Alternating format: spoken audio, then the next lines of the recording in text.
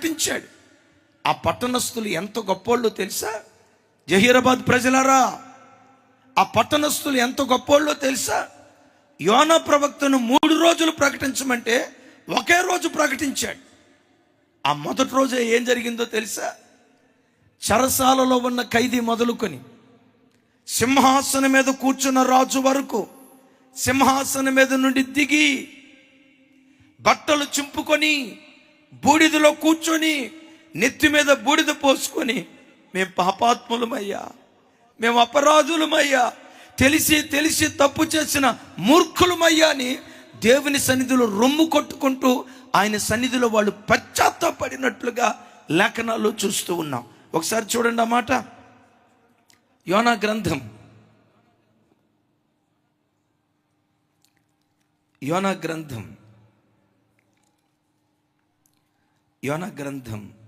3వ అధ్యాయం 4-5 వచనాలు ఒకసారి చదువుతాను చూడండి. 5వ వచనం చిన్న కొంచెం ముందుకు వచ్చేసి 5వ వచనం. నాతో కలిసి, నినివే పట్టణపు వారు దేవుని యందు విశ్వాసముంచి ఉపవాస దినము చాటించి ఘనులేమి అల్పులేమి అందరూ గోనె పట్ట కట్టుకొనిరి. ఆ సంగతి నినివే రాజుకు వినబడినప్పుడు, చూడండి ఆ మాట. ఎవరికి వినబడినప్పుడు? నినివే రాజుకు వినబడినప్పుడు అతడును తన సింహాసనం మీద నుండి దిగి తన రాజవస్త్రములు తీసివేసి గోనె పట్ట కట్టుకొని బూడిదలో కూర్చుండెను. చెప్పండి, ఎక్కడ కూర్చున్నాడు? బూడిదలో కూర్చున్నాడు. 7వ వచనం, 8వ వచనం. రైట్, 7వ వచనం చూపించుతాముడు. 7వ వచనం నాతో కలిసి చెప్పండి. మరియు రాజైన తానును ఆయన మంత్రులకు ఆజ్ఞ ఇవ్వగా, ఒకవేళ దేవుడు మనసు తిప్పుకొని పశ్చాత్తాప్తుడై మనము లయము కాకుండా తన కోపాగ్ని చల్లార్చుకొనును గనుక మనుష్యుడు ఏదియు పుచ్చుకొనకూడదు. ఎక్కడి నుంచి చెప్పండి? పశువులు కానీ, ఎద్దులు కానీ, గొర్రెలు కానీ మేత మేయకూడదు, నీళ్లు త్రాగకూడదు. మనుషులందరూ తమ దుర్మార్గతను విడిచి తాము చేయు బలత్కారమును మానివేయవలెను. మనుషులేమి పశువులేమి సమస్తమును గోనెపట్ట కట్టుకొనవలెను. ఎవరు గోనెపట్ట కట్టుకోవాలంట? ఏమండి? మనుషులేమి పశువులకు కూడా గోనెపట్ట కట్టాడు. విచిత్రం చూడండి. పశువులకు కూడా గోనెపట్ట కట్టి ఆ దినమంతా దేవుని సన్నిధిలో జనులు మనఃపూర్వకంగా దేవుని వేడుకుంటున్నారట. మా దుర్మార్గాన్ని విడిచిపెడుతున్నామయ్యా, మా పాపాన్ని విడిచిపెడుతున్నామయ్యా అని బూడిదలో కూర్చొని బహుగా రోదన చేస్తూ దేవుని సన్నిధిలో పశ్చాత్తాపడుతున్నారు. నేనంట, నినివే రాజా, నీ ఉపవాసం ఉంటే సరిపోద్ది కదా. పురుషులందరిని ఎందుకు ఉంచావు? మంత్రులను ఎందుకు ఉంచావు? స్త్రీలను ఎందుకు ఉంచావు? చిన్నపిల్లలను ఎందుకు ఉంచావు? చివరికి పశువులను ఎందుకు ఉంచావు? నినివే రాజు అంటాడు, నేను పశ్చాత్తాపడి ప్రార్థన చేస్తూ ఉంటే నా ప్రార్థన దేవుడు వినకపోతాడా? ఒకవేళ నా ప్రార్థన వినకపోయినా మంత్రుల ప్రార్థన అయినా వింటాడు కదా. ఒకవేళ మంత్రుల ప్రార్థన అయినా వినకపోయినా పురుషుల ప్రార్థన అయినా వింటాడు కదా. ఒకవేళ పురుషుల ప్రార్థన అయినా వినకపోయినా ఆయన ఆశ ఏంటో తెలుసా? స్త్రీల ప్రార్థన అయినా దేవుడు వినకపోతాడా? ఒకవేళ పురుషులు స్త్రీల ప్రార్థన వినకపోయినా చిన్న బిడ్డలు ఉన్నారే, కుడి ఎడమలేరు కాని బిడ్డలు, ఈ బిడ్డల పశ్చాత్తాపనైనా దేవుడు చూస్తాడేం. ఎట్లా ఈ చిన్న బిడ్డల ప్రార్థన అయినా ఈ చిన్న బిడ్డల ప్రార్థన ఒకవేళ దేవుడు వినకపోతే పశువుల ప్రార్థన అయినా దేవుడు వినకపోతాడా? పశువుల ఆక్రందనైనా దేవుడు వినకపోతాడనని పశువులు మొదలుకొని మనుషుల వరకు ఆ దినమంతా పశ్చాత్తాపడి బూడిదలో కూర్చొని ప్రార్థన చేస్తూ ఉంటే అద్భుతం, దేవుడు తన మనస్సును మార్చుకొని నినివే పట్టణాన్ని శిక్షించకుండా ఆ పట్టణాన్ని రక్షించాడు. దైవజనమా, జహీరాబాద్ ప్రాంతంలో ఉన్న దైవజనమా, నా ప్రార్థన నినివే పట్టణం మీద కుమ్మరించబడిన పశ్చాత్తాపపు ఆత్మ ఈ రాత్రి మన మధ్యలో దేవుడు కుమ్మరించునుగాక.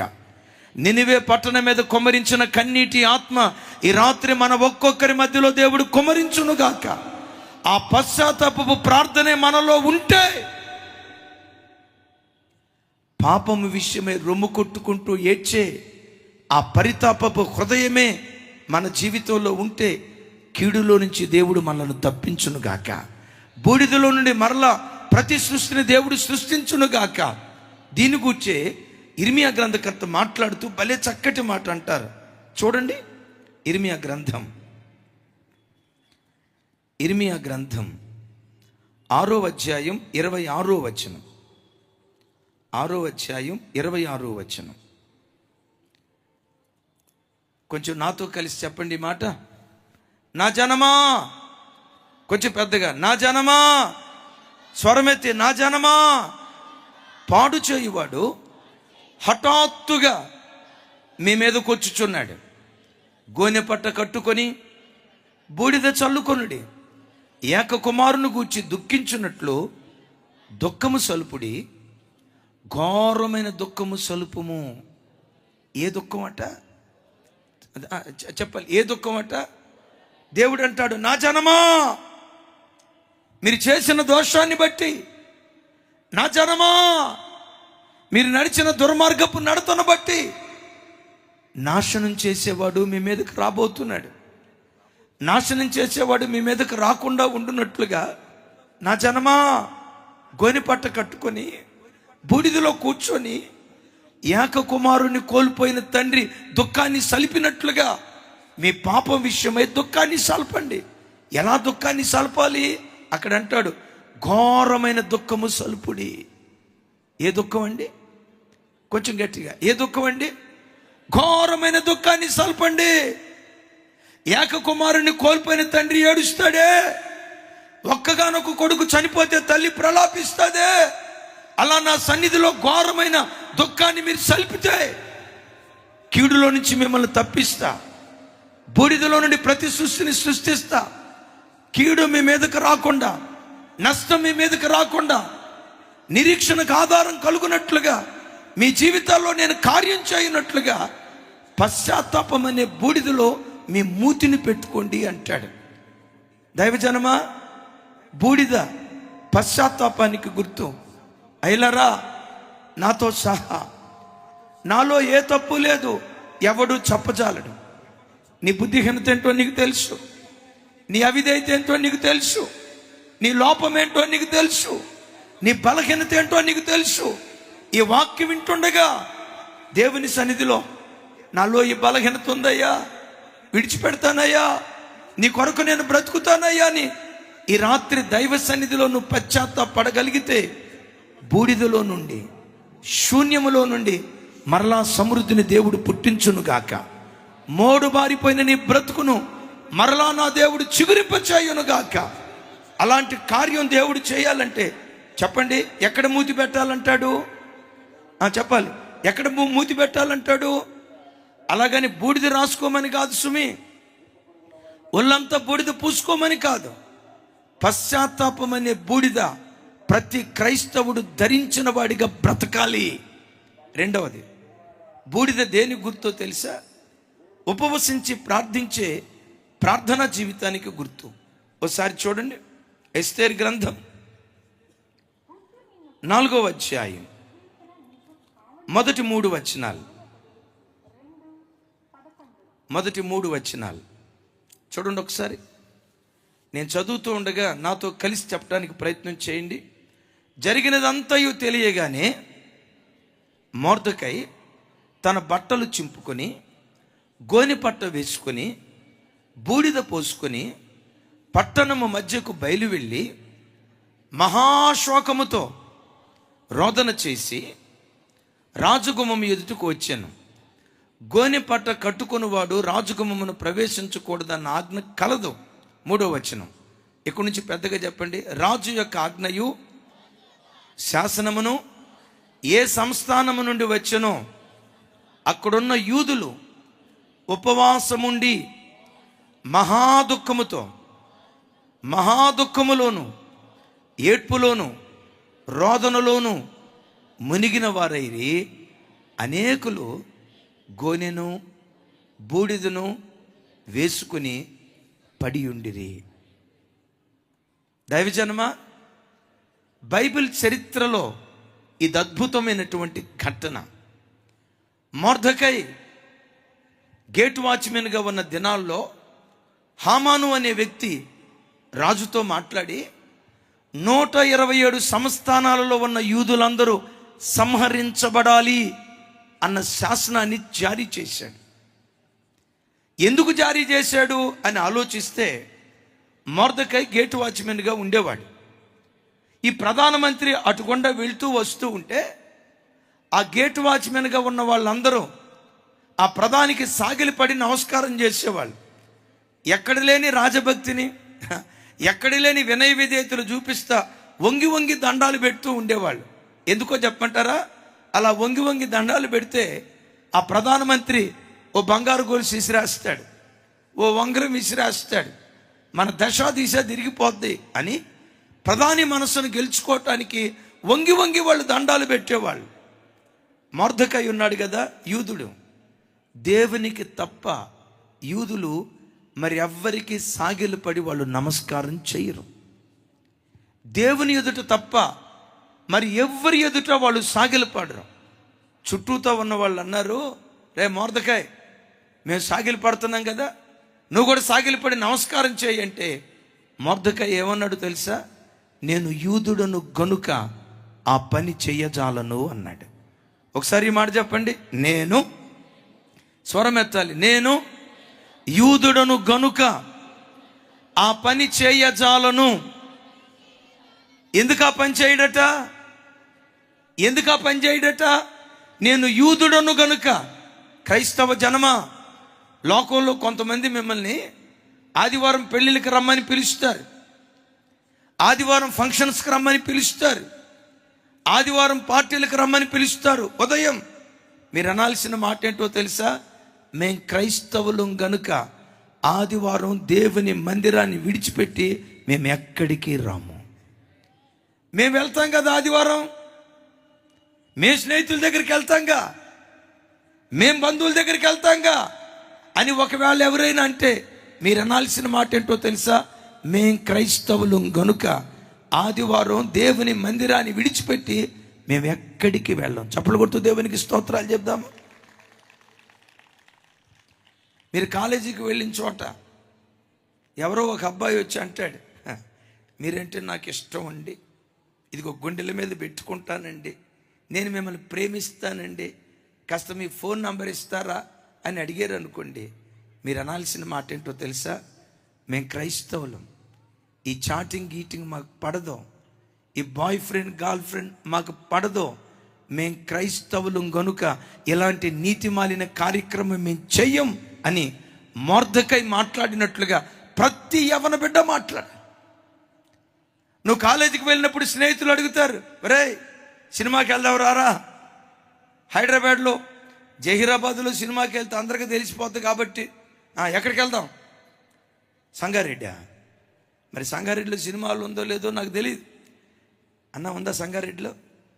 ఉందా? రైట్. సంగారెడ్డిలోకి వెళ్తే ఎవరికి తెలియదురా? టికెట్ నేనే పెట్టుకుంటారా, రానుబాను ఛార్జీ నేనే పెట్టుకుంటారా, వచ్చినందుకు బిర్యానీ కూడా పెట్టిస్తారా అని అంటారు. నీవు అనాల్సిన మాట ఏంటో తెలుసా? నేను క్రైస్తవుని గనుక సినిమా హాలుకు రాను, నేను క్రైస్తవుని గనుక అపవిత్రమైన స్థలాలలో నేను అడుగు పెట్టను. రోజు జీతం వచ్చింది నాకు, ఉద్యోగం చేసే రోజుల్లో. ఆ వచ్చిన జీతంలో నుంచి 700 రూపాయలు ప్రక్కకి తీస్తున్నా. ఆ ప్రక్కకి తీసి జేబులో వేరే పాకెట్లో పెట్టుకోబోతా ఉంటే నా తోటి ఎంప్లాయ్ అన్నాడు, ఏంటి సపరేట్గా 7,000 నుంచి 700 తీసావు అన్నాడు.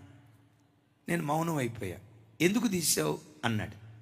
అప్పుడు నేనేం చెప్పాను తెలుసా? నేను క్రైస్తవుని కనుక నా రాబడి అంతటిలో ప్రతి నెల నా దేవునికి దశంభాగం ఇస్తాను. దేవుని భాగం తీయకుండా పొరపాటున ఈ డబ్బు మేము ముట్టుకోం. ఆయన నా వైపు చూసి అన్నాడు, ఎంతకాలం నుంచి ఇస్తున్నావు అన్నాడు. ఉద్యోగంలో జాయిన్ అయినప్పటి నుంచి ఆయనే లెక్కలేశాడు. మొత్తానికి ఇంతకాలం నుంచి ఇస్తున్నావు అంటే నాకు తెలిసి 40,000 50,000 ఇప్పటికి ఇచ్చి ఉంటావు కదా, నీ పేరు మీద ఏమన్నా అక్కడ శిలాఫలకం ఉందా అన్నారు. నేను అన్నా, మా దేవుడు మాకు నేర్పింది, కుడి చేత్తో ఇచ్చింది, కుడి చేత్తో ఇచ్చింది, ఎడం చేతికి తెలియకుండా రహస్యంగా చేయమన్నాడు. మేం క్రైస్తవులం గనుక, మేము దేవుని బిడ్డలం గనుక కుడి చేత్తో చేసింది ఎడం చేతికి తెలియకుండా రహస్యంగా చేస్తాం. శిలాఫలకాల మీద పేర్లు రాసుకోం, చర్చి గోడల మీద పేర్లు రాసుకోం. ఎందుకు రాసుకోమో తెలుసా? మేం క్రైస్తవులం గనుక కుడి చేత్తో చేసింది ఎడం చేతికి తెలియకుండా రహస్యంగా చేస్తాం. ఇది ఎవరికొన్న గుణమో తెలుసా? క్రైస్తవులు దేవుని బిడ్డలకు ఉన్నటువంటి గుణం. కొన్ని చోట్ల చర్చెస్కి వెళ్తే, ఒకసారి నేను పాలకొల్లు ప్రాంతం వెళ్ళాను. మధ్యాహ్నం కరెంటు పోయింది, ఎక్కడ ఫ్యాన్లు అక్కడ ఆగిపోయి ఉన్నాయి. తలపైకి ఎత్తి చూసా, ఆ ఫ్యానుకున్న రెక్కల మీద ఏదో పేర్లు రాసి ఉన్నాయి. ఫ్యానుకున్న రెక్కల మీద ఏం పేర్లు రాసి ఉన్నాయి అని పైకి చూస్తే, ఒక రెక్క మీద అల్లం, ఇంకో రెక్క మీద బెల్లం, మూడో రెక్క మీద సుబ్బారావు అని రాసి ఉంది. నాకు అర్థం కాక అల్లం బెల్లం సుబ్బారావు ఏంటయ్యా ఇదని పాస్టర్ గారిని అడిగా. పాస్టర్ గారు, ఏంటి అల్లం బెల్లం సుబ్బారావు అని రాశారన్న. ఆయన పకాపక నవ్వుతా ఏమన్నాడు తెలుసా? అయ్యగారు, ఈ ఫ్యాన్ ఇచ్చిన ఆయన చేసే వ్యాపారం అల్లం, ఈ ఫ్యాన్ ఇచ్చిన ఆయన చేసే వ్యాపారం బెల్లం, ఆయన ఇంటి పేరు అల్లం, ఆయన పేరు ఏమో సుబ్బారావు అన్నాడు. నేను మనసులో అనుకున్నా, ఆ ఫ్యాన్ కనిపెట్టేవాడు దేవుని దయ వల్ల 4వ రెక్క కనిపెట్టల. 4వ రెక్కే కనుక కనిపెట్టుంటే డెఫినెట్గా ఎవరి పేరు రాసి ఉంటాడు చెప్పండి? హోమ్ డిపార్ట్మెంట్ ఉంటుంది కదా, హోమ్ మినిస్టర్ పేరు రాసి ఉంటాడు. ఇప్పుడు చూడండి, అల్లం బెల్లం సుబ్బారావు రెక్కల మీద రాశాడు కదా. ఇప్పుడు అల్లం బెల్లం సుబ్బారావు ఎక్కడ తిరుగుతూ ఉంటాడు? ఎక్కడ తిరుగుతూ ఉంటాడు? ఎక్కడుంటాడు? మనం క్రైస్తవులం కనుక దేవునికి చేసేది ఏది 10 మందికి ఆర్భాటంగా చెప్పుకోకూడదు. కుడి చేత్తో చేసింది ఎడమ చేతికి తెలియకుండా రహస్యంగా చేస్తే రహస్యమందు చూచుచున్న దేవుడు మనకు ప్రతిఫలం ఇచ్చునుగాక. చేద్దాం ఆమేన్. ఎవరో అంటారు, వేటుకు అర్పించిన వాటిని తీసుకొచ్చి ఇదిగో తినండి అంటారు. నీవు అనాల్సిన మాట ఏంటో తెలుసా? మేం క్రైస్తవులం గనుక మొట్టం. అలాగని మిమ్మల్ని మేము తృణీకరించాం. మా విశ్వాసం మాది, మా నమ్మకం మాది. ఎందుకు తినవయ్యా? మేం క్రైస్తవులం. ఎందుకు ఆదివారం ఫంక్షన్కి రావు? మేం క్రైస్తవులం. నేనంట, ఇంత ఖచ్చితంగా మొర్దెకాయ్ దేవుని కొరకు నిలవబడితే మొర్దెకాయ్కి కష్టాలు వచ్చాయా, లాభం కలిగిందా, మేలు కలిగిందా, కీడు కలిగిందా అని ఆలోచిస్తే కీడే కలగటం ప్రారంభించింది. నేనంట, కొన్నిసార్లు నువ్వు దేవుని కొరకు నిలవబడినప్పుడు, కొన్నిసార్లు దేవుని కొరకు రోషంగా నువ్వు బ్రతుకుతున్నప్పుడు, కొన్నిసార్లు నీకు నష్టం వస్తుంది, కొన్ని కీడులు కలుగుతాయి. కొంచెం కాలం ఓపిక పట్టు, ఆ కీడునే దేవుడు మేలుగా మారుస్తాడు, ఆ నష్టాన్నే లాభంగా దేవుడు మారుస్తాడు. ఎక్కడ అవమానపడ్డావో అక్కడే నీ తల దేవుడు పైకెత్తునుగాక. మొత్తానికి హామాన్ ఏం చేశాడో తెలుసా? 127 సంస్థానాలలో ఉన్న యూదులందరూ 12వ నెలలో చంపబడాలని మొదటి నెల 13వ తారీఖున మరణ శాసనాన్ని రాజు దగ్గర నుంచి జారీ చేశాడు. ఒకసారి మీరు ఆలోచించండి, ఏ రోజు ఆ శాసనం వచ్చింది అంటే మొదటి నెల 13వ తారీఖు. ఎందుకు ఆ రోజే ఇచ్చాడో తెలుసా? యూదులకు 14వ తారీఖు, మొదటి నెల 14వ తారీఖు పస్కా పండుగ. రేపటి దినాన ఓ పండుగ జరగబోతుంది. వాళ్ళు సంతోషంగా బ్రతకూడదు అనేది హామాను గాడి ఆలోచన.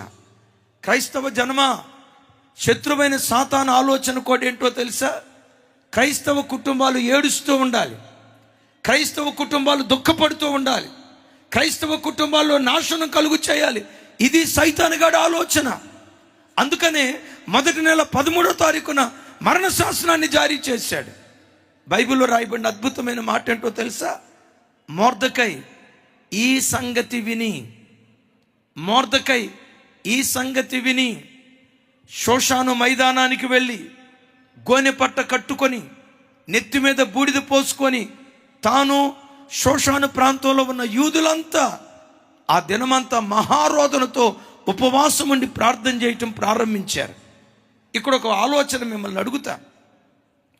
మొర్దెకైకి ఈ సమస్య రావటంతో వాస్తవంగా ఎస్తేరు దగ్గరికి పరిగెత్తితే బాగుండేది. ఎందుకో చెప్పంటారా?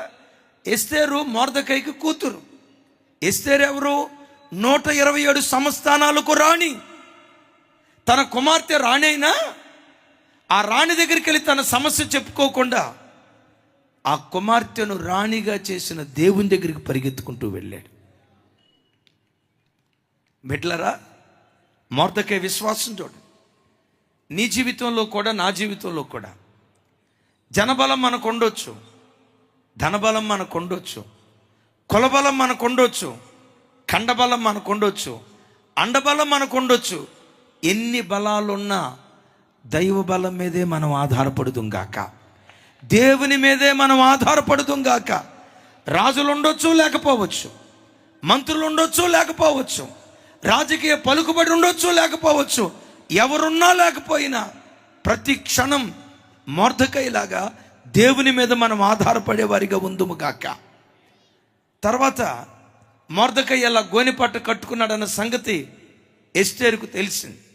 ఎస్తేరు అంటుంది, ఇదిగో ఈ బట్టలు కట్టుకోమని చెప్పు.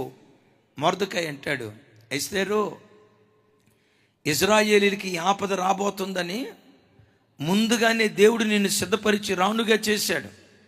ఇందుకోసమే దేవుడు నిన్ను నిలవబెట్టాడు. ఒకవేళ ఈ సమయంలో నువ్వు మౌనంగా ఉంటే యూదులకు సహాయము, విడుదల వేరొక చోటు నుంచి వస్తుంది. ఈ సమయంలో నువ్వు మౌనంగా ఉంటే నీవు నీ ఇంటి వారు నశించిపోతారని అక్కడ కూడా చూడండి, కూతుర్ను బ్రతిమలాడుకోవట్లా, సింహగర్జన చేస్తున్నాడు. అమ్మా, నువ్వు లేకపోతే మాకు దిక్కు లేదమ్మా, నువ్వు లేకపోతే మాకు ఆధారం లేదమ్మా, శరణు తల్లి, మహాశరణు తల్లి శరణని కాళ్ళ మీద సాగిలిపడి బ్రతిమలాడుకోవట్లా. ఏమంటాడు తెలుసా? దేవుడు ఈ సమయం కొరకే నిన్ను రాణిగా నిలవబెట్టాడు. మౌనంగా ఉండొద్దు, నువ్వు చేయాల్సింది చేయి. ఒకవేళ నువ్వు మౌనంగా ఉంటే ఇశ్రాయేలీయులకు విడుదల, విమోచన వేరొక చోటు నుంచి వస్తుందని ఎంత ధైర్యంగా మాట్లాడాడో చూడండి. ఈ వాక్యం వింటున్న బిడ్డలారా, అప్పుడు ఎస్తేరు ఏమందో తెలుసా? అయ్యా, నా భర్తను కలిసి ఇప్పటికి కొన్ని రోజులు అవుతుంది. రాజు పర్మిషన్ లేకుండా భర్త అయినా కలవటానికి వీల్లేదు. ఓ మాట, నేను 3 రోజులు నా కన్యకలతో కలిసి 3 రోజులు ఉపవాసం ఉంటాను. నీవు షోషాను కోటలో ఆయా ప్రాంతాల్లో ఉన్న యూదులందరినీ 3 రోజులు ఉపవాసం ఉండమని చెప్పండి. ఉపవాసం ఉన్న తర్వాత నా భర్తతో మాట్లాడటానికి వెళ్తాను అని చెప్పింది. ఒక మాట అడుగుతా, భర్తను కలవటానికి వెళ్ళే ముందు చెప్పండి, ఎస్తేరు ఏం చేసిందట? 3 దినాలు ఉపవాసం ఉండి ప్రార్థన చేసింది. అమ్మ, మిమ్మల్ని అడుగుతాను, మీ భర్తను ఏదన్నా అడగాలంటే అడిగే ముందు 3 రోజులు ఉపవాసం ఉండి అడుగుతారా? అవసరం వచ్చిన వెంటనే టకమని అడుగుతారా? కదా, టకమని అడుగుతాం. ఎందుకో చెప్పంటారా? పురుషుడు ప్రపంచం అంతా జయించిన భార్య దగ్గరికి వచ్చేసరికి డూడు బసవన్నే. ఎంత గొప్ప భర్త అయినా, ఎంత గొప్ప బలాఢ్యుడైనా, అది ఎంఎస్ పాల్ గారు కానీ, ఏఎస్ పాల్ గారు కానీ, బిఎస్ పాల్ గారు కానీ, చివరికి ఏ మనిషి అయినా ప్రపంచం అంతటి ఎదుట పులే. ఒకరోజు ఒక తల్లి అందంట, మా ఓడు పెళ్లి కాక మునుపు పులయ్యా, ఆడి పెళ్ళైన తర్వాత పిల్లి అయిపోయాడయ్యా, అది ఏం చేసిందో ఏమో అని అంటా ఉంటే అక్కడ 10 మంది బ్రదర్స్ అంటారంట, మీ అబ్బాయే కాదులే అమ్మా, మేము కూడా అదేలే అన్నారంట. జనన్న అవునా కదా? బయట ఎక్కడైనా పులే, కానీ హోమ్ డిపార్ట్మెంట్కి వచ్చేసరికి ఎవరైనా తలంచాల్సిందే. ఓ మాట అడుగుతా, టకామని సమాధానం చెప్పండి. ఒరే, నా వైపు చూడరు తల్లి. ఆడోళ్ళకి ధైర్యం ఎక్కువ, మగోళ్ళకి ధైర్యం ఎక్కువ? ఎవరికి ధైర్యం ఎక్కువ చెప్పండి? మా బ్రదర్స్ని అడుగుతా. అన్న, అక్కోళ్ళకి ధైర్యం ఎక్కువ, మనకి ఎక్కువ ధైర్యమా? అక్కకే ధైర్యం ఎక్కువ అని మా పాస్టర్ గారే చెప్తున్నాడు. నిజమే, అక్కోళ్ళకే ధైర్యం ఎక్కువ. బ్రదర్ ఏదైనా కొనాలంటే కంపల్సరీగా హోమ్ డిపార్ట్మెంట్కి ఫోన్ చేసిన తర్వాతే కొంటాడు.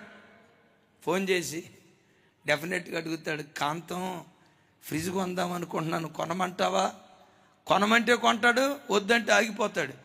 మీరున్నారు చూసారా, అడగకుండానే కొనేస్తాడు. కొనేసిన వారం రోజుల తర్వాత చెప్తారు, అసలమ్మ మీకుండే ధైర్యం ఇంకెవరికి ఉండదు. యేసు ప్రభు తర్వాత అంత ధైర్యం ఎవరికైనా ఉందంటే దేవుని మహా గొప్ప కృప స్త్రీలకే ఉంది. హల్లెలూయా చెబుదాం, హల్లెలూయా. ఇప్పుడు నేనంట తన భర్త దగ్గరికి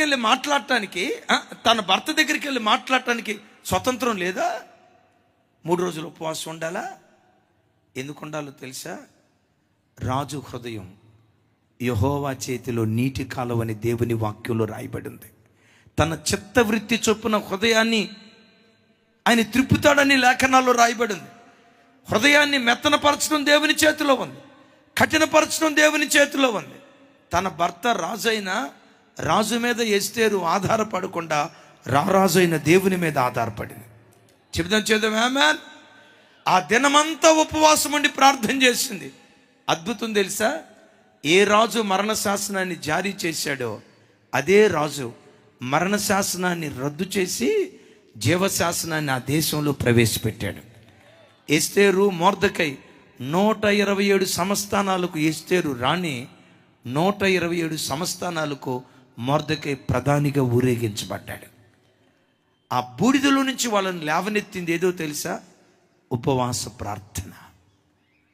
అయ్యా అమ్మా, ఓ దైవజనుడిగా దేవుని ప్రతినిధిగా చెప్తున్నాను, ఒకవేళ బ్రతుకు బూడిదైపోయిందేమో, సంసారం పూర్తిగా చితికిపోయిందేమో, మంచి దినాలు వస్తాయి అని చెప్పుకునే ధైర్యం లేదేమో, కళ్ళ ముందు పిల్లల జీవితాలు బూడిద, ఆత్మీయ జీవితం బూడిద, ఆరోగ్య విషయం బూడిద, మంచి దినాలు వస్తాయని చెప్పుకోవటానికి అవకాశం లేకుండా కళ్ళ ముందు బూడిదే కనపడుతుందేమో.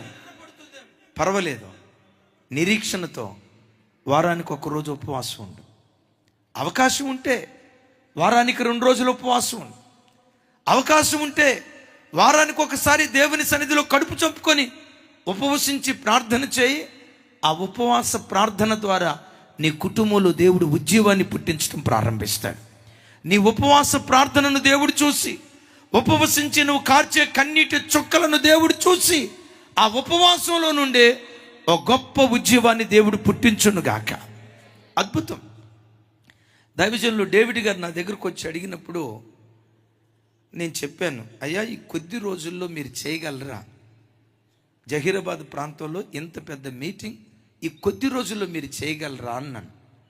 ఆయన టకమని చెప్పిన మాట ఏంటో తెలుసా?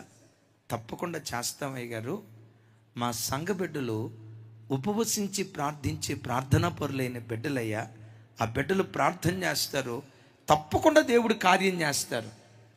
డేట్ ఇచ్చాం. డేట్ ఇచ్చింది మొదలుకొని ఈ గ్రౌండ్ పర్మిషన్ ఇచ్చిన దినం మొదలుకొని వాళ్ళ సంఘ బిడ్డలు అటండి రోజు ఉదయం మైదానానికి వచ్చి మైదానం అంతా తిరుగుతూ ప్రార్థించేవాళ్ళట.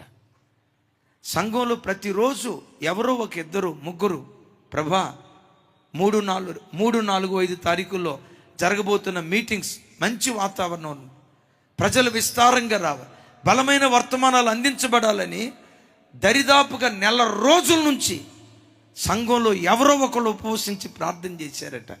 దైవ సేవకులు మీరు అందరూ కూడా ప్రార్థన చేసి ఉంటారు. నేను నమ్ముతున్నా ఆ ప్రార్థన ప్రతిఫలమే ఈ మీటింగ్స్ ఎంత దీవెనకరంగా జరగటానికి దేవుడు కృప చూపించాడు. ఏ ట్రాన్స్పోర్టేషన్ ఎవ్వరికి రూపాయి ఇవ్వలేదు. ఇదిగో మీ ప్రాంతం నుంచి ఆటోలు వేసుకొని వస్తే ఆటో ఛార్జీలు ఇస్తాం, లారీలు వేసుకొని వస్తే లారీ ఛార్జీలు ఇస్తాం, బస్సుల మీద వస్తే బస్ ఛార్జీలు ఇస్తామని ఎవరికి సింగిల్ ఎంపీ ఇవ్వకుండా స్వచ్ఛందంగా వేల కొలది ప్రజలు తరలి రావటానికి దేవుడు కృప చూపించాడు. కారణం ఏంటో చెప్పంటారా? ఉపవాస ప్రార్థన ఎక్కడ జరుగుతుందో, ఉపవాస ప్రార్థన జరిగే స్థలాలలో ఒకవేళ అది బూడిదగా మిగిలిపోయిన బూడిదలో నుండి ప్రతి సృష్టిని దేవుడు సృష్టించడం ప్రారంభిస్తాడు. అయిలారా, ఒకటి పశ్చాత్తాపం, నిరీక్షణకు ఆధారాన్ని దేవుడు కలుగు చేస్తాడు. రెండవది ఉపవసించి ప్రార్థన చేయటం, నిరీక్షణకు ఆధారం కలుగు చేస్తాడు. మూడవది బూడిద. అతడు నిరీక్షణకు ఆధారం కలుగునట్లు బూడిదలో మూతి పెట్టుకోవాలి. ఈ మాటకున్న అర్థం ఏంటో తెలుసా? బూడిద సంపూర్ణ సమర్పణకు గుర్తు. సంపూర్ణ సమర్పణకు ఎలాగో చెప్పంటారా? పాత నిబంధనలో దహన బలి అనే ఓ బలి ఉండేది. ఆ దహన బలి నిమిత్తం గొర్రెనో, పొటేలునో, మేకనో, ఎద్దునో, పావురాన్నో బలిపీఠం దగ్గరికి తెచ్చిన తర్వాత యాజకుడు ఏం చేసేవాడు అంటే, మొదట దానిని చంపి దాని చర్మాన్ని ఒలిచి దాని అవయవాలను విడదీసి దాని తలను, దాని కాళ్లను, దాని అవయవాలను బలిపీఠపు కట్టెల మీద పేర్చి అగ్నితో వెలిగించి ఆ అగ్నితో కట్టెల మీద కాలుస్తాడు. కాల్చి కాల్చి కాల్చి కాల్చి పూర్తిగా బూడిదైపోయిన తర్వాత, అద్భుతం చూడండి, పూర్తిగా బూడిదైపోయిన తర్వాత యాజకుడు వేరే వస్త్రాలు ధరించి ఆ బూడిదను కొండలో ఎత్తుకొని ఆ బూడిదను పాళెము వెలుపలికి తీసుకొని వెళ్తున్నట్లుగా పరిశుద్ధ లేఖనాల్లో చూస్తున్నాం. దేవుడు ఇక్కడ అంటాడు, ఆ బూడిదలో మీరు మూతి పెట్టుకోండి. ఏ బూడిద? సంపూర్ణ సమర్పణ అనేటువంటి బూడిద. క్రైస్తవ జనమా, ఈ లోతైన మాటలు మీరు వినండి, నేను త్వరగా ముగించబోతున్నాను. బలిపీఠం దగ్గరికి బలి పశువు తేబడింది.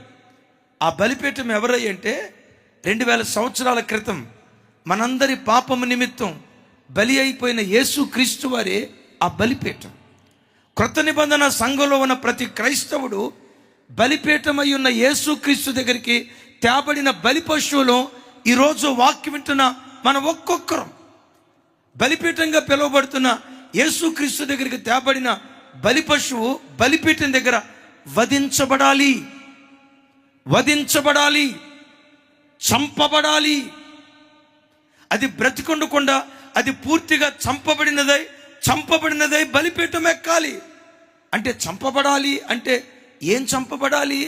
శారీరకంగా చంపబడాలని కాదు. కానీ కొలస్సీ పత్రికలో అపోస్తులైన పౌలు గారు మాట్లాడుతూ ఇలా అంటాడు. చూడండి ఆ మాటలు. కొలస్సీలకు రాసిన పత్రిక, కొలస్సీలకు రాసిన పత్రిక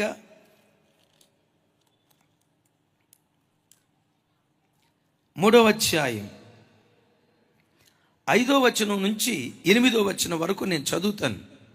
కొలస్సీలకు రాసిన పత్రిక 3వ అధ్యాయం 5వ వచనం నుంచి నేను చదువుతాను.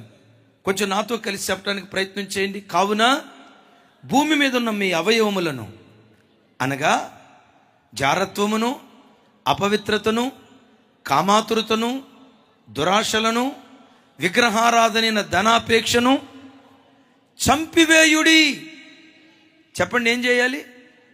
అణుచుకోండి అని అనలేదు, కంట్రోల్ చేసుకోండి అని అనలేదు. కరాఖండిగా దేవుడు ఏం చెప్తాడంటే చంపివేయండి. ఏం చంపాలి? నీలో ఉన్న జారత్వం. ఏం చంపాలి? నీలో ఉన్న అపవిత్రత. ఏం చంపాలి? నీలో ఉన్న కాముకత్వం. ఏం చంపాలి? విగ్రహారాధనైన ధనాపేక్ష. క్రీస్తు బలిపీఠం చేరిన తర్వాత వాటిని అణచటం కాదు, చంపాలి. ఇంకేం చంపాలి? ఇంకేం విసర్జించాలి? తర్వాత చెప్తాడు చూడండి. వాటి వలన దేవుని ఉగ్రత అవిధేయుల మీదకి వచ్చును. పూర్వము వాటి మధ్య మీరు జీవించినప్పుడు మీరును వీటిని అనుసరించి నడుచుకుంటిరి. 8 ఇప్పుడైతే మీరు కోపము, ఆగ్రహము, దుష్టత్వము, దూషణ, మీ నోట బూతులు అను వీటన్నిటినీ చెప్పండి, వీటన్నిటినీ విసర్జించండి మాట్లాడుతున్నాడు. సంగమా, ఒకసారి ఆలోచించండి. వాటినేమో చంపాలి, వీటినేమో విసర్జించాలి. వాటిని చంపాలి. సంఘానికి వచ్చిన ప్రతి బిడ్డ జీవితంలో కోపం చావాలి, విసర్జించాలి. మానవావేశాలు చావాలి, విసర్జించాలి. దుడుకుతనం చావాలి, విసర్జించాలి. ఈరోజు చూడండి, క్రీస్తు బలిపీఠాన్ని చేరిన ప్రతి క్రైస్తవుడు చచ్చినవాడిగా, పాపం విషయంలో చచ్చినవాడిగా, కోపం విషయంలో చచ్చినవాడిగా క్రీస్తుకు తాను సమర్పించుకునేవాడై ఉండాలి. చచ్చినవాడు ఎలా ఉంటాడో చెప్తా. ఒకసారి చూడండి. చచ్చిన పాము ఉంది, ఆ పాము చచ్చిపోయింది. చచ్చిపోయిన పావును మనం తొక్కుతూ ఉన్నాం అనుకోండి, చూడండి, చచ్చిపోయిన పావును దొక్కుతూ ఉన్నాం అనుకోండి, చచ్చిపోయిన పాము ఏం చేస్తుంది? ఏమీ చేయదు, అస్సలు కదలదాం. నేనంట అది సచ్చింది లేని బతుకున్న పామును దొక్కితే జస్ట్ ముద్దు పెట్టుకుని వదిలిపెడతాడు అంతే. ఇక తర్వాత మాటలుండవు. బతికిన పామును దొక్కు కస్సుమని కాటేస్తుంది. క్రీస్తు బలిపీఠాన్ని చేరిన క్రైస్తవుడు కోపం విషయంలో, మానవ ఆవేశాల విషయంలో చచ్చిన వాడిగా దేవుని సన్నిధిలో బ్రతికేటువంటి వాడిగా బ్రతుకుతూ ఉంటే ఆ బూడిదలో నుండి దేవుడు జీవాన్ని పుట్టించడం ప్రారంభిస్తాడు. ఈరోజు చూడండి, ఎక్కువ శాతం కొన్ని చోట్ల సంఘాల్లో గొడవలు, కొట్లాట్లు, వివాదాలు, ఫుల్ ఫీట్ల మీదే కొట్లాడుకునేటువంటి వ్యక్తులు, సంఘాలలో విపరీతమైన వివాదాలు, ఎక్కడ చూసినా గొడవ గొడవ గొడవ గొడవ. ఎందుకో చెప్పమంటారా? వీళ్ళు క్రీస్తు బలిపీఠాన్ని చేరారు, కానీ చచ్చిన స్థితిలో వాళ్ళు బ్రతకట్లా. సంఘానికి వచ్చి ఎందుకు కొట్లాడుతున్నారు? ఎందుకు వివాదాలు అవుతున్నాయి? ఆ మధ్య ఒక విచిత్రం, ఆ దైవజనుడు సంఘం అంతటికి ప్రేమ విందు ఏర్పాటు చేయాలని ఆ ప్రేమ విందులో మాంసం పెట్టాడట. అద్భుతం, మొక్కల దగ్గర గొడవై సంఘం 3 ముక్కలైపోయిందంట. విన్నారా ఈ మాట? మొక్కల దగ్గర గొడవై సంఘం 3 ముక్కలైపోయిందట. ఎట్లా? ఆ వడ్డించేవాడు వడ్డించుకుంటా వెళ్తూ ఉంటే ఇక్కడ కూర్చున్న ఒక ఆయనకంట 3 ముక్కలే వేసాడట.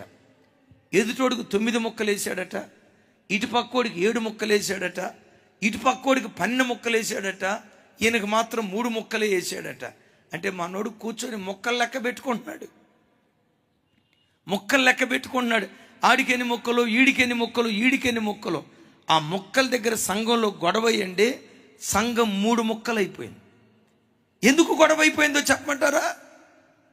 చచ్చిన అనుభవాల్లో దేవుని బిడ్డలు లేక. క్రైస్తవ జనమా, క్రీస్తు బలిపీఠాన్ని చేరిన తర్వాత ప్రతి మనుషుడు బలిపీఠం దగ్గర చంపబడాలి. నీ కోపం, నీ ఆవేశం, నీ తొందరపాటుతనం, నీ దుడుకుతనం, ఇదంతా చంపబడి క్రీస్తు బలిపీఠం మీద పెట్టిన తర్వాత అక్కడ రాసి ఉంటుంది, దాని అవయవములన్నీ ఏవేవండి? దాని అవయవములన్నీ బలిపీఠం మీద పెట్టి అగ్నితో కాలుస్తూ ఉండాలి. ఇదంతా చేయాల్సింది ఎవరో తెలుసా? యాజకుడు చేయాలి. ఏం చేయాలి యాజకుడు? ఈ మాంసాన్ని బలిపీఠం మీద పెట్టి అగ్నితో కాల్చాలి, రాత్రంతా కాల్చాలి. ప్రతి దైవజనుడు చేయాల్సిన పని, సంఘానికి విశ్వాసులు వచ్చిన తర్వాత, క్రీస్తు అనే బలిపీఠాన్ని చేరిన తర్వాత ఆ బలి పశువును బలిపీఠం మీద పెట్టి వాక్యమనే అగ్నితో కాలుస్తూ రావాలి. పరిశుద్ధాత్మ అనే అగ్ని చేత ప్రతి క్రైస్తవుడు తన బ్రతుకులో కాల్చబడుతూ ఉండాలి. వాక్యం చేత సంఘములో ప్రతి బిడ్డ కాల్చబడుతూ ఉండాలి. విచిత్రం చూడండి, ఈ బలిపీఠం మీద కొన్ని మాంసపు ముక్కలు పెట్టి కాలుస్తూ ఉంటే కొన్ని కొవ్విన ముక్కలు ఉంటాయి, చూసారా? కొవ్విన ముక్కలు ఆ కాల్చబడేటప్పుడు ఆ బలిపీఠం మీద నుండి ఎగిరి నేల మీద పడతాయి. యాజకుడు ఏం చేయాలో తెలుసా? ఓపికతో ముండ్ల గరిట తీసుకొని కింద పడినటువంటి ఆ మాంసపు ముక్కను ముళ్ళుతో గుచ్చి మరలా బలిపీఠం మీద పెట్టి కాల్చి వాక్యమనే అగ్ని చేత, పరిశుద్ధాత్మని అగ్ని చేత కాల్చి దాన్ని పూర్తిగా బూడిద చేసేటువంటి వాడిగా ఉండాలి. దైవజనమా, మీరు ఏ సంఘాలకు వెళ్తున్నారో నాకు తెలియదు. ఒక మాట, దైవజనుడు నిలవబడి వాక్యం ప్రకటించేటప్పుడు ఆ వాక్యం అగ్ని కణములాగా మిమ్మల్ని తాకునుగాక. ఆ వాక్యం అగ్ని కణములాగా మిమ్మల్ని తాకునుగాక. వాక్యం చేత కాల్చబట్టానికి మిమ్మల్ని మీరు అప్పగించుకోండి. వాక్యం చేత దిద్దుబాటు చేయబట్టానికి. ఇందాక చెప్పే కదా, కొన్ని మొక్కలు బలిపీఠం మీద నుండి ఎగిరి నేల మీద పడతాయి. యాజకుడు ఏం చేస్తాడో తెలుసా? ముండ్ల గరిటతో దాన్ని గుచ్చి, ముండ్ల గరిటతో దాన్ని పొడిచి మరలా బలిపీఠం మీద పెట్టి కాలుస్తాడు. గుచ్చేది కోపంతో కాదు, అది బూడిదైపోవాలని. ఎందుకు బూడిదైపోవాలి? ఈ దేవుడు ఎవరో తెలుసా? బూడిదకు ప్రతిగా పూదండనిచ్చేటువంటి దేవుడు. మరొకసారి మాట చెప్తున్నాను, దైవజనుడు వాక్యమనే అగ్ని చేత కాలుస్తూ కొన్నిసార్లు దేవుని సేవకుల మాటకు లోబడిని వ్యక్తులను ముండ్లగరిటితో యాజకుడు గుచ్చినట్లుగా సేవకుడు కూడా వ్యక్తిగతంగా గద్దించేవాడిగా ఉండాలి. ఆ గద్దింపుకు లోబడి మనం బూడిదలుగా మారితే మహిమ కలిగిన రారాజుగా దేవుడు ప్రత్యక్షమైనప్పుడు రెప్పపాటు కాలములో ఎత్తబడి కృప దేవుడు మనకు అనుగ్రహిస్తాడు. సంఘం ఎప్పుడు కాల్చబడే వాక్యాన్ని, ముండ్లగరిటితో గుచ్చేటువంటి అనుభవం కలిగిన వర్తమానాన్ని వ్యక్తులు కోరుకోవాలి.